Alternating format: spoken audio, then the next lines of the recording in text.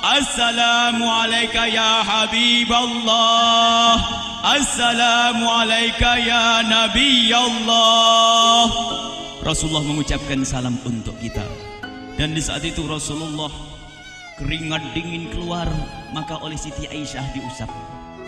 Oleh Siti Aisyah diusap, bayangkan saat itu Nabi Muhammad di pangkuan Siti Aisyah dan diusap oleh Siti Aisyah. Siti Aisyah berkata, keringat Rasulullah mengucur deras hingga aku usap, dan aku usap dengan tangannya Rasulullah.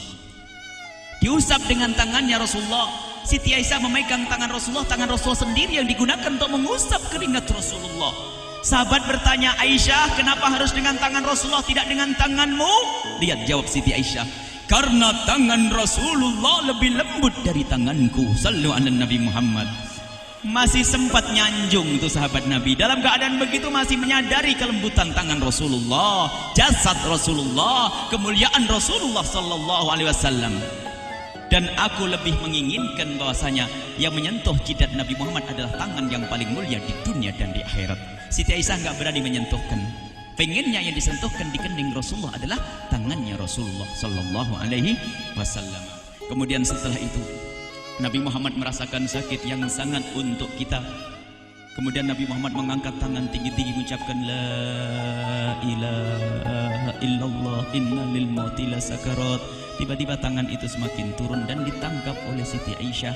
Dan di saat tangan itu jatuh di tangan Siti Aisyah, kemudian tiba-tiba paha Siti Aisyah merasakan berat kepala suci Rasulullah. Dan saat itu Siti Aisyah sadar bahwasanya Rasulullah sudah kembali kepada Allah Subhanahu wa taala. Sallu ala Nabi Muhammad. Siti Aisyah bingung di saat melihat seperti itu. Ditaruh pelan-pelan wajah Rasulullah sambil menangis lalu berkata, Rasulullah sudah meninggal. Para sahabat Nabi pada bingung. Sayyidina Ali tiba-tiba terduduk, nggak bisa berdiri. Sayyidina Utsman nggak bisa ngomong.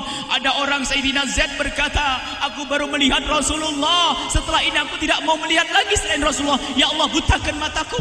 Aku tidak ingin aku kotori mataku dengan selain Rasulullah. Dan dibutakan oleh Allah. Bermacam-macam kejadian saat itu. Madinah heboh luar biasa dengan meninggalnya Rasulullah sallallahu alaihi wasallam. Dan sungguh meninggalnya Nabi Muhammad adalah menghidupkan hati yang mati kalau orang faham. Tiba-tiba Sayyidina Abu Bakar datang. Setelah Sayyidina Umar mengatakan, siapa yang mengatakan Muhammad meninggal akan aku penggal lehernya.